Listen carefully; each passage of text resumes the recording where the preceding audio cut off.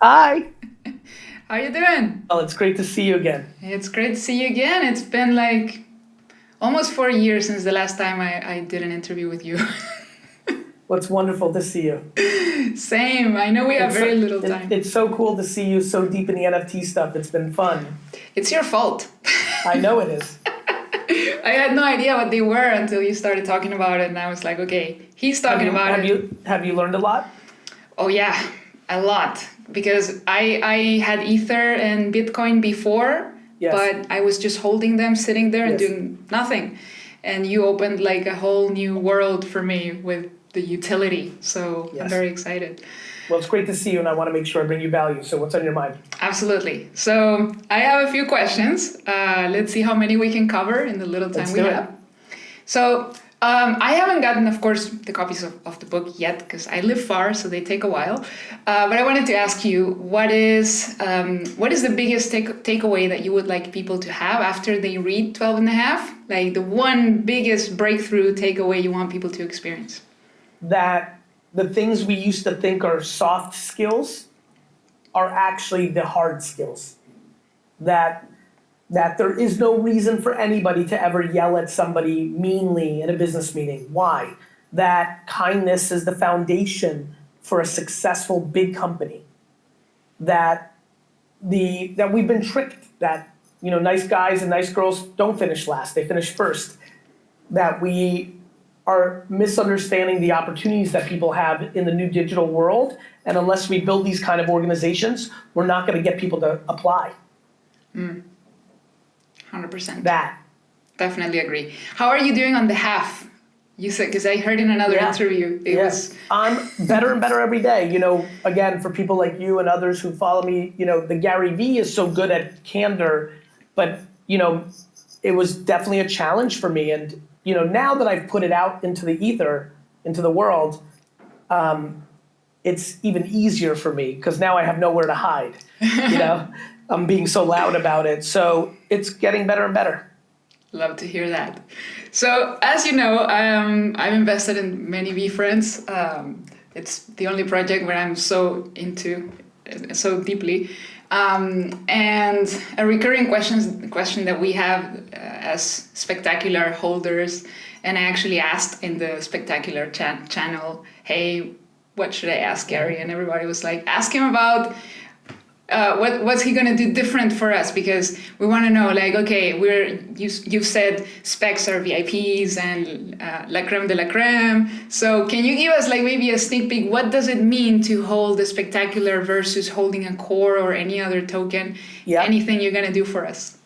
So first of all, I think everybody already has gotten something because the multiple returns is greater than Sure. right? Two, I think that in the short term, cores are overvalued because they're the entry. And so like over time, just like with sports cards and other collectibles, I think the market will do something more for you than me.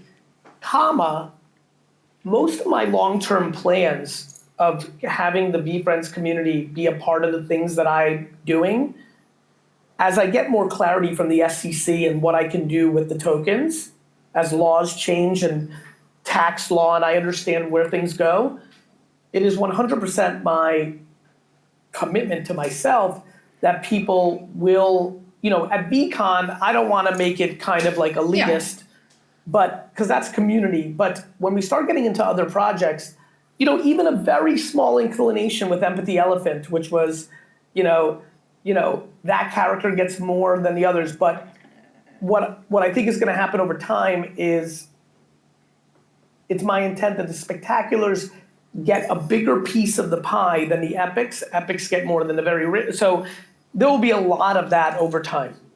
Okay. So you mean maybe in terms of deals if I'm able to legally cut the Veefriends into something. If I start a coffee company and will that small group of spectaculars will get 50% of it and the rest will get there'll be things like that. Got it. So there will be levels at some point where we will there won't be levels where I think it creates bad social experiences like Veecon. there will be levels when I do projects where the community is benefiting. The people that own spectaculars, whether it's with a character or the overall project, will benefit. Awesome. Love to hear that. Cool. What about access tokens? Because a lot of people are like, okay, what happens when I consume all my FaceTimes? Yes. Is it going to go down in value? What can you tell us about that? One of the secrets that I told the Hangout Hawks in our first session is I always felt that people misplayed the access tokens because they only focused on the access. Yeah. The same way that people only focused on the conference for the general project. So yes, I have very strong ambition to create functionality, economies, and character development around the access tokens so that not to mention they're pretty rare. Yeah, there it is. Correct. So I think as a collectible, long-term, they'll do well. And I think for me, in the midterm, I do have intent to do things to continue the economy within it. Love it. What do you think is the main thing, other than thinking that it's only about Veecon? What else has been misunderstood about the project that you could clear up? Timing. I think people are just too greedy. I think most people now that are in it understand that they're betting on my ability to create characters. I think that the biggest misunderstanding still is timing. I think people are too antsy, too high, too low. Like, Veefriends launched on May 11th. June, July, August, September, October. Like, we're 6 months in. Yeah. I mean, we're less than 200 days into a project that I plan on building forever. So I think the biggest misunderstanding is the FOMO, overexcitement and underexcitement, not staying in the middle. Yeah, I agree with you out there. What do you think is something you could share about Veecon? Maybe you have a little sneak peek, a little exclusive you can give me about Veecon. That I think that the depth of the NFT celebrities that will be speaking and talking are going to be better than people realize. And the sizzle of the big stars will also, I think I'm going to over-deliver because I already have so many commitments, over-deliver on who's going to be there. Okay, looking forward to it. Any date when you'll make some announcements coming up soon? Yeah, soon. I'm trying to get them. I might even have, I think December, January are going to be incredibly busy with announcements. Love to hear that. And if I still have time, what would you recommend for me in particular? Because what I do is I create content and I do consulting, marketing. I create some online courses as well, all around marketing. I help entrepreneurs. What could I do in the NFT space? Like, I'm wondering, what could I do? And nothing comes to mind. I think it's the same thing that you did with social media. There's not that many people know how to do it. I think what you need to do is start putting out content of documenting your journey, what you're learning, what you were confused, vulnerability. Like, I think thinking back to watching you from afar in those early days and everybody else, speak in documenting, not expertise. You don't have to tell them that you're an expert yet. Just put out content of your journey, which will then lead to what you're looking for.